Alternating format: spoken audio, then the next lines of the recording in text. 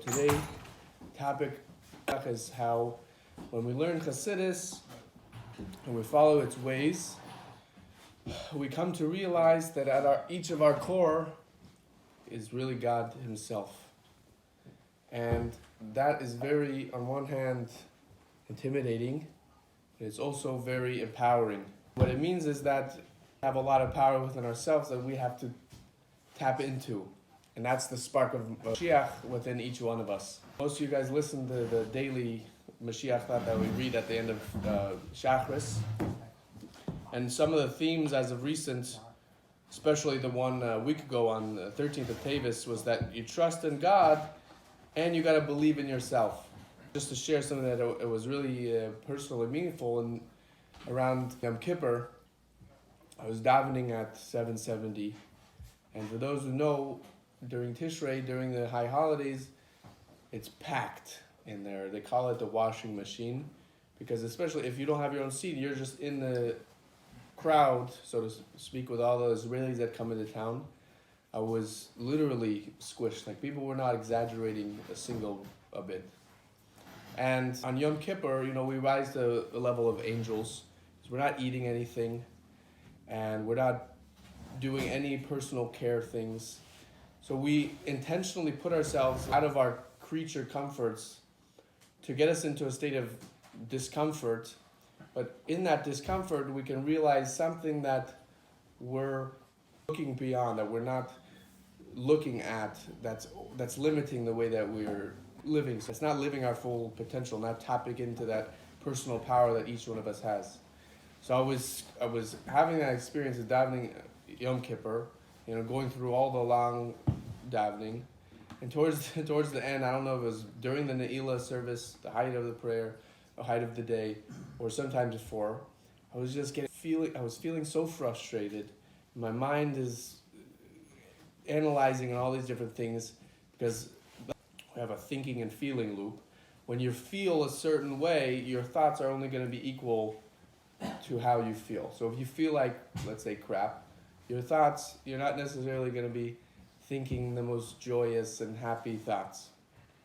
So this was going on, but finally, I have this feeling like this, of feeling a certain way of discomfort or pain. It's a tendency, all of us as our human nature, is to, what's that thing outside of me I can go to take away this pain? Whether it's, sometimes we have feelings of anxiousness and we turn to a drink or a drug, God forbid, or it's not even necessarily something so obviously harmful to us, but it's just another type of addiction. So what came to my attention on that Yom Kippur, which was, on one hand, like I said, it's painful to realize, to take, that humility comes from something, but also very empowering, because when you become aware of something, like the Rebbe teaches us, and our sages teaches us, that the awareness of something is already 50% of solving the problem.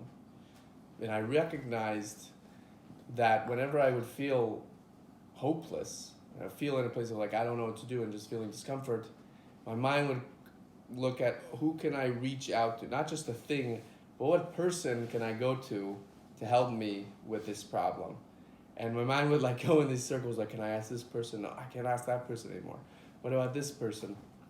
And it finally hit me wow, I'm looking toward, that's another way of looking for something or someone outside of me to help me out. But if we really take to heart all that we've been learning, and that there's a spark of Mashiach within of us, and as I just mentioned at the beginning, that studying chassidus shows us that at our core we are God, then we have to learn to go inside and not to always look outside of us. It doesn't mean that you shouldn't talk to somebody else or reach out these other things. We just had the Hayom Yom today, that when you talk to a friend, it's two nefesh elokis, two godly souls against one animal soul. So there's that benefit, but it's not an either or. It's not, I'm either just going to go within or without, but you have to be able to do both. So how do we tap into, how do we become aware of these limiting behaviors or limiting thoughts that keep us from really, when I have a certain problem or challenge in our life, to go within and to be able to, when we have discomfort or pain or suffering, not instantly try and get rid of it, but really to sit with it. And that's what we'll practice a little bit with the meditation at the end to hopefully internalize it, but to take to heart the message that since really at our core we have, it's God, we have God Himself, and we have each one of us a spark of Mashiach, that when we can tap into that, it's aligned with a lot of what our sages say, or even our the Rebbe Marash, Lachatchila Riber. From the start, it's as if you go over. It's as if there's no obstacles. To kind of go through a few steps, an idea of how to become aware of where we might be giving our power away. One thing you can always do, just to take it personal, whether it's journaling or something to think about, is to observe and become aware of how you are, how you act throughout your day. How are you being? What are you placing your attention on regularly? Where are you giving your power? If you feel a certain way, what do you turn to when you feel discomfort? What's that kind of automatic response that you look for? Because you're like, well, I was sharing on Yom Kippur, I realized, and it was just even this past week as well, because it's something we continuously unwire these automatic habits, but to be mindful of and try to build the awareness on when I feel this way, when I feel discomfort or hopeless, and there's something, we make hachlatas, we make resolutions to improve on something, and if it's not necessarily happening, we turn to, wait, why isn't that person helping me with my resolution? So that's number one, is we have to learn to become conscious of what we unconsciously do. Where am I giving my attention? Like I said, what am I giving my power to? And also that there's a teaching from Jeremiah. It says, there's the following theme of we were talking about, that in the times of Mashiach, it says no longer will a person need to teach another about God, to tell them to heed the way of God, because everybody's going to know God already. So I think that's very aligned with being able to go within and tap into and experience God within ourselves through learning the chassidus, and of course, as many Maimarim talk about, being misboinen on it. So the first step, like I said, is acknowledging, recognizing that everything is within us. Besides obviously the necessities, you don't need something outside of you. Number two, and just another highlight on number one, that tendency that when you feel a certain type of way and to look for something outside of you comes from our nefesh Bahamas, because our body has its inclinations. It wants to eat, it wants to reproduce, it wants to feel pleasure. So we've kind of been conditioned growing up to, whenever we feel discomfort, we resist it, we push it away. But really, as we acknowledge every day, Shema Yisrael, Hashem Elokeinu, Hashem Echad, everything is one. The nefesh Bahamas is not bad, the animal soul is not bad. It's also, and the sensations that we have in our body are something to listen to. It's also from God, and that's something to personalize. So when we feel the discomfort of our body, and that's also hinted at in Job. It says, from my flesh I'll know God. So even from our feelings and our sensations, of course, that takes being able to tap into the feelings and sensations of the body. That helps guide somebody into listening to their soul. Number two, I would say, in a step, is to have now that we have an awareness of something that limited behavior, so to speak, or something you want to prove on yourself, it's always good to start with the end vision. How would you see that you want to respond in that situation? So let's say if I feel hopeless, I have a tendency to look for who can help me with this. But instead, we can build an awareness of the different time, different situations that make me feel that way.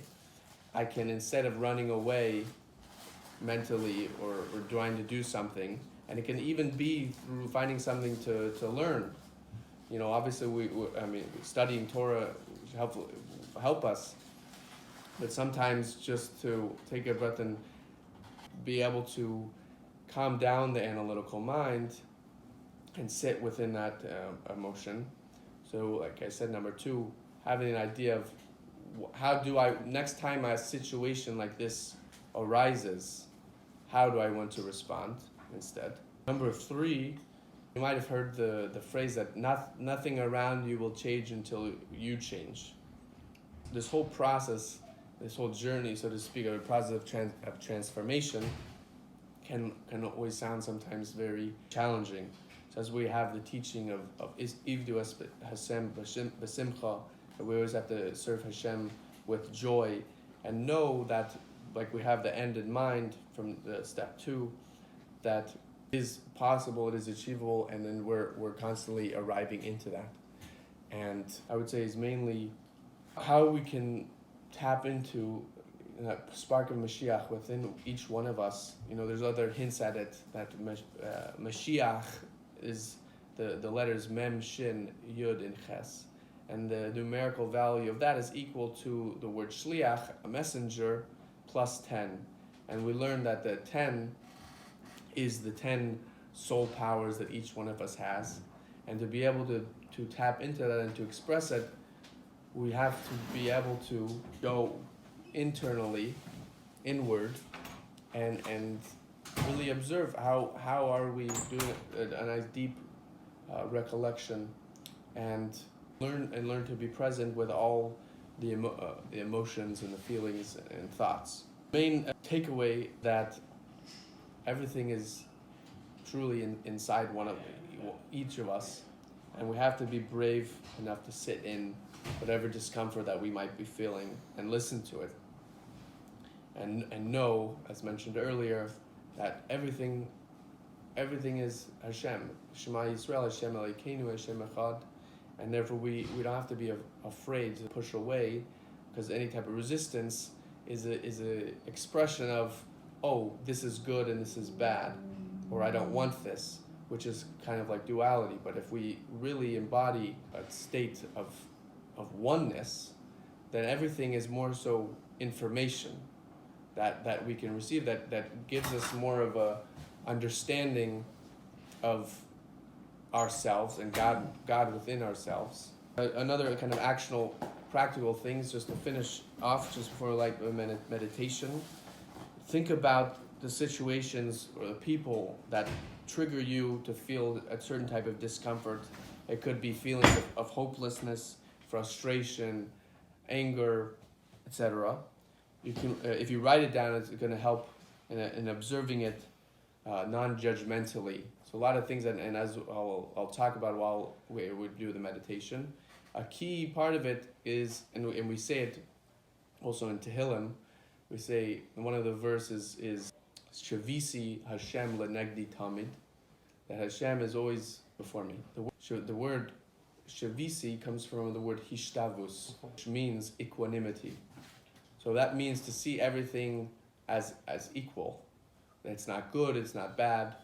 And as I'll guide through in the meditation, we're going to be placing attention onto our sensations and the feelings on our body. And to look at it as a scientist, let's say, would look at an experiment. Say he has a beaker.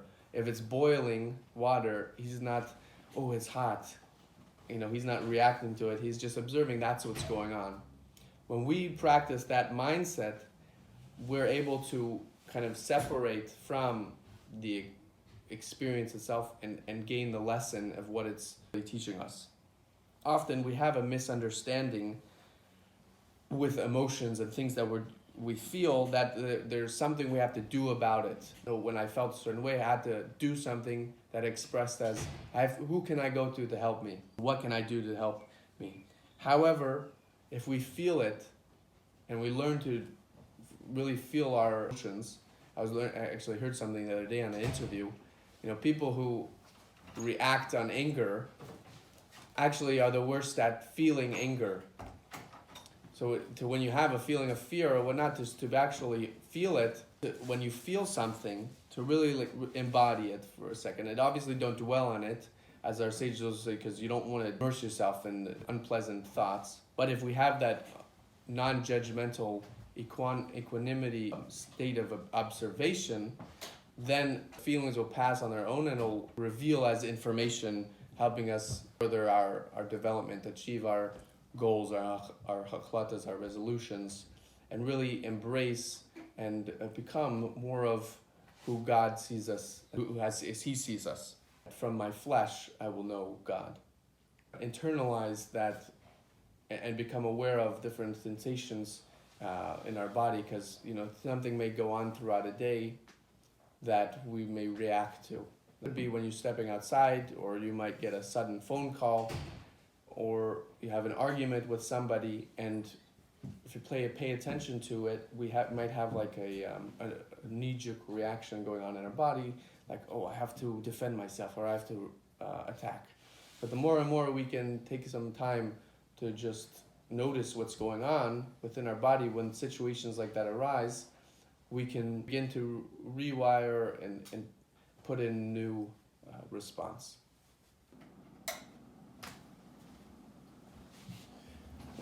Okay, the reason we have lights off and we'll close our eyes is that it really helps facilitate placing more attention on our inner worlds. And the more that you can do that with less external lights, it'll help with awareness.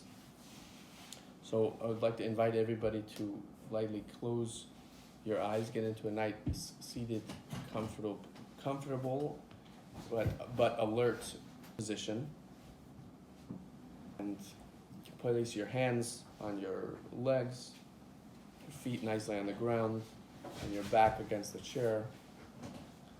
Like I said, not leaning back too much, but just nice, rested. And we'll start with a few breaths. Just in through your nose, and out through your mouth or your nose. Just kind of taking a moment, letting go of the day.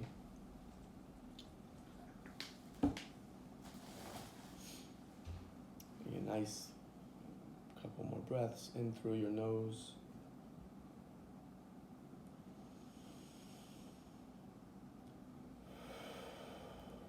And out through your mouth. And take one more, deepest breath of the day. In through your nose. Out through your mouth.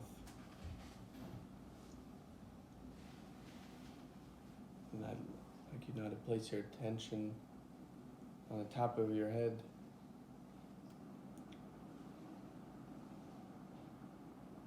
And we're slowly going to just bring our attention slowly down each part of the body.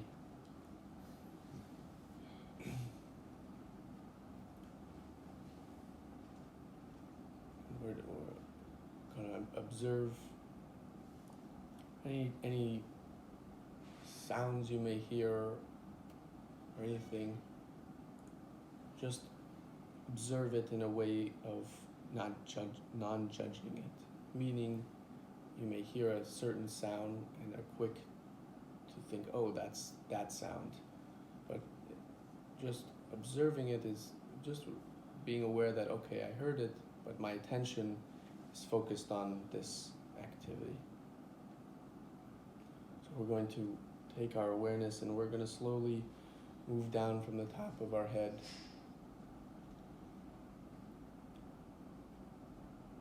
down to our forehead and past the ears. Remembering if you notice and feel certain feelings or sensations in different parts of the body as we'll journey through, just place awareness and curiosity on it, as mentioned earlier, like a scientist looking at an experiment.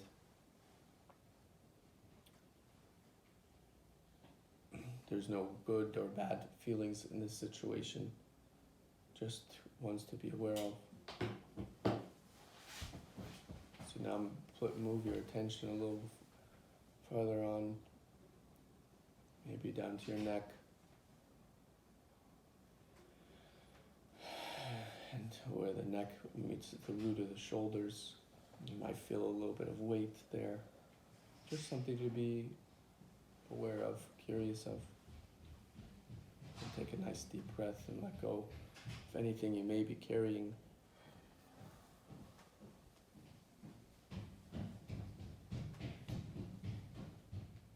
So continue on down our back.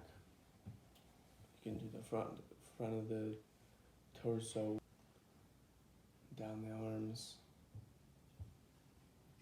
Maybe you feel some pressure around the forearms.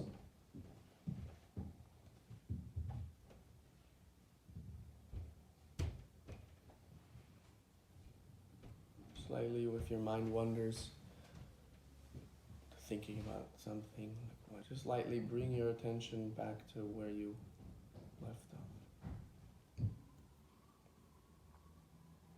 So continue on down to the waist,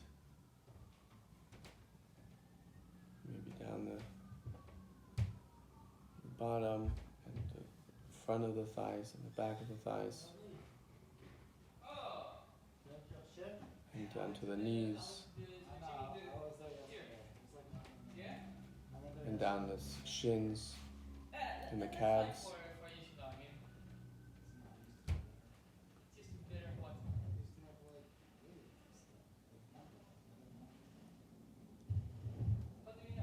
Down to your ankles and your feet.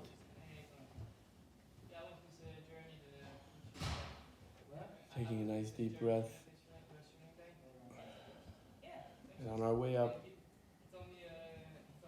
journeying back to the top, I'll give you a little bit more time just on your own.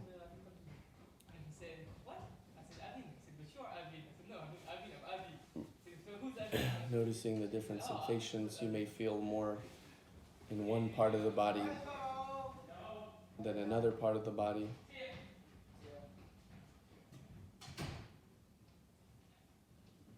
So feel welcome to spend maybe a little more time if you might have more tension, let's say on your thigh. Just placing your attention there, being curious.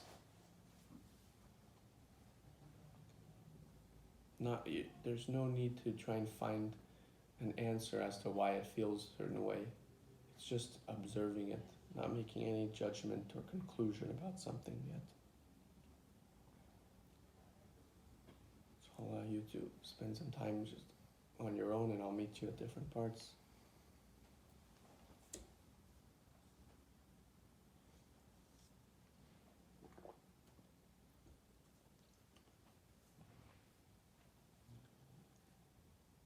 Remembering to take deep breaths.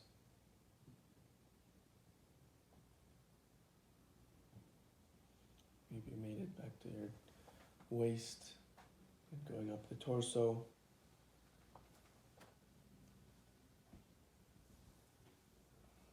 Up the lower abdomen and the upper abdomen. Maybe also up the arms.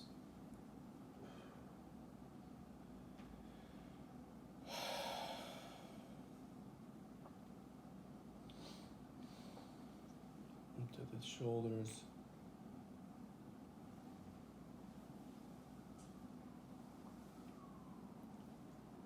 Up the neck.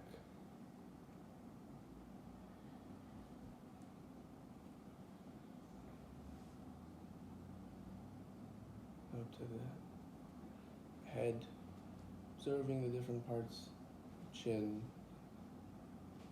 maybe around your lip. As you practice more, God willing, on your own, you'll be able to place more attention on more finer parts of your body and zone in on different parts that, some areas you may not feel any feelings or sensations. In others, there might be a little bit louder feelings. Now as we make our way back to the top of our head, returning to a few final breaths in through your nose and out through your mouth.